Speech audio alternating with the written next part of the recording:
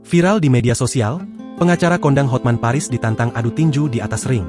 Adalah seorang pengacara bernama Benny Wulur yang menantang Hotman Paris bertinju. Mendapat tantangan, Hotman Paris pun memberikan komentarnya.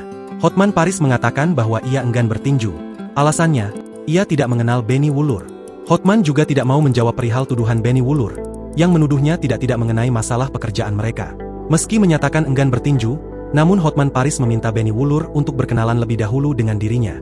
Setelah itu baru kemudian bertinju di atas ring. Gimana mau tinju kalau gak kenal?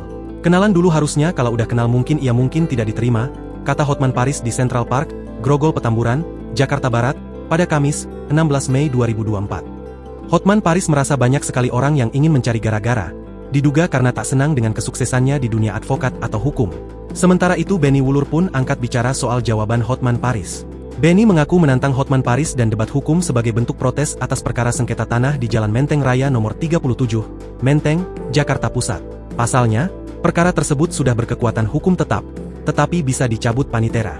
Bersamaan dengan hal tersebut, secara tiba-tiba terdapat pernyataan kasasi dari Hotman Paris. Lantaran tantangannya untuk berdebat hukum dan bertinju tidak digubris, Benny Wulur pun menantang Hotman Paris beradu kuat push up. Sementara itu, terkait pernyataan Hotman Paris yang mengaku belum mengenalnya, Benny membeberkan prestasinya.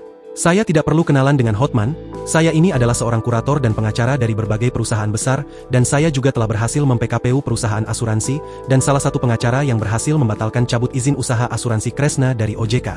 Jadi saya rasa tidak perlu untuk iri atau menebeng tenar nama dengan Hotman Paris, tutur Benny Wulur. Download Tribun X sekarang, menghadirkan lokal menjadi Indonesia.